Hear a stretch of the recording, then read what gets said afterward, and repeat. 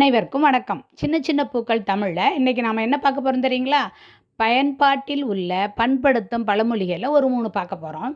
அது சரியா இல்லை காலப்போக்கில் திரிஞ்சதா மாறினதா அப்படிங்கிறத நீங்கள் கண்டுபிடிச்சு சொல்லணும். சரி பார்ப்போமா? ஆற்றில் போட்டாலும் அளந்து போடு. இது சரியா தப்பா?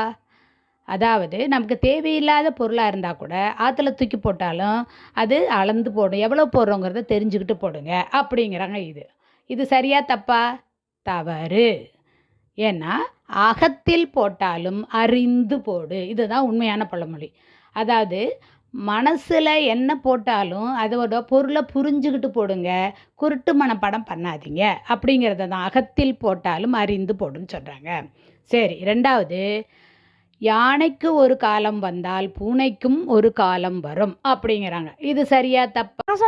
நான் சொல்கிறேன் பாட்டி. ஆனைக்கு ஒரு காலம் வந்தால் பூனைக்கு ஒரு காலம் வரும் என்பது தவறு. ஆனைக்கு ஒரு காலம் வந்தால் பூனைக்கு ஒரு காலம் வரும் என்பது சரி. அதாவது நம்ம இந்த சின்ன வயசுலலாம் இந்த பசுவோட நெய்யை விரும்பி சாப்பிடுவோம். இந்த பெருசாயிட்டா தேனை தான் சாப்பிடுவோம். ஆனை அப்படின்னா பசுவின் நெய், பூனை அப்படின்னா பூவில் ஊறும் தேன். இளம் வயதில் ஆனை, முதுமையான வயதில் பூனை. இதுதான் ஆனைக்கு ஒரு காலம் வந்தால் பூனைக்கு ஒரு காலம் வரும் என்றது சொல்கிறாங்க. அருமைடா கண்ணு. மிகவும் சரியாக சொன்ன செல்லக்குட்டி வசீகரனுக்கு என்னுடைய அன்பு முத்தங்கள். வசீகரன் சொல்வது போல யானையை போன்றவர்களுக்கு ஒரு காலம்னா பூனையை போன்றவர்களுக்கு ஒரு காலம் வரும்னு நாம் நினச்சிட்ருக்குறோம். அது இல்லை. ஆனை பசுவினுடைய நெய்யை ஒரு காலத்தில் சாப்பிட்டோம்னா பூவில் ஊறுகின்ற தேனை ஒரு காலத்தில் சாப்பிட்ற அப்படி வரும் அப்படிங்கிறது தான் உண்மையான பொருள். புரியுதுங்களா?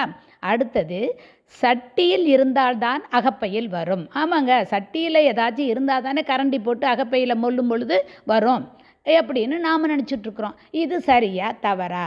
தவறு.